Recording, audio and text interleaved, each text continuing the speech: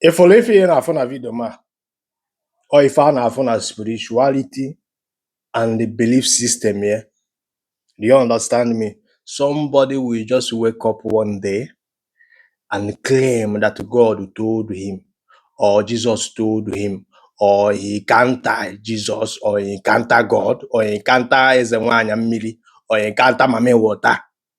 And the person will start selling one kind of narrative and idea. And inside that idea, now fear, they go use surrender am.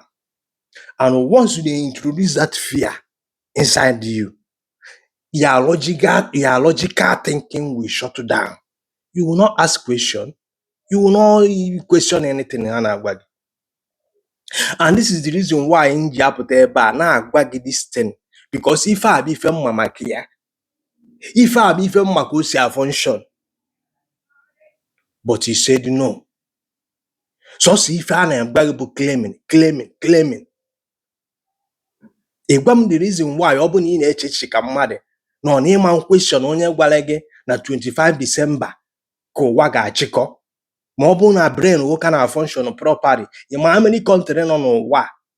Ị ma na country nọ n'ụwa enwere the same time zone ka ị na-alahụrụ o nwere ndị mụ anya, o nwere ndị bụ na mgbe anyasị gị bụ their day, and somebody will come on social media and telling you that Jesus told him, you claim it. You will be start following the person, and the person will ask you, sell all your property. The God who told him to build the ark, the world is coming to an end. This that, without asking question. That is what you see in belief system. And you know what baffles me? I'm a woman ever found attack these people because some. You understand me? The same you now attack these people. Kete ega fe nuzo. Onya mududo kori onwe spiritual meaning. Ela hola lo because of your brain daily activity. Imani mwele wanya mili. Unu wanokwan into that belief system.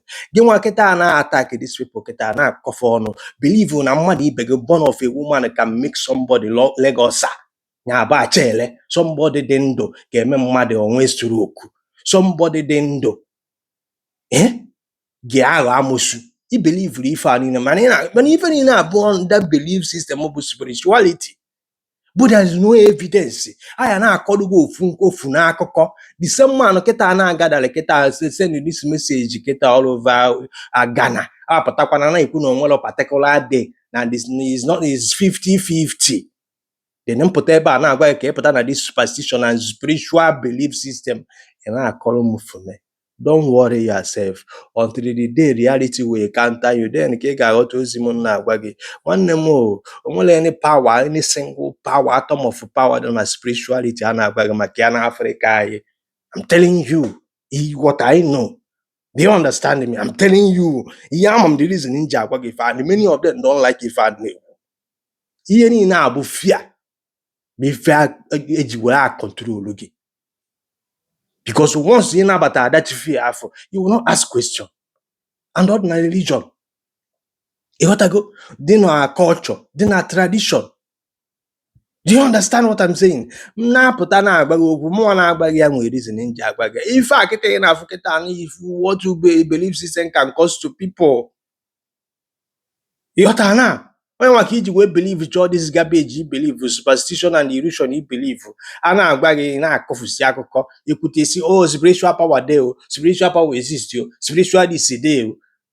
Kidi Fiji if you give before.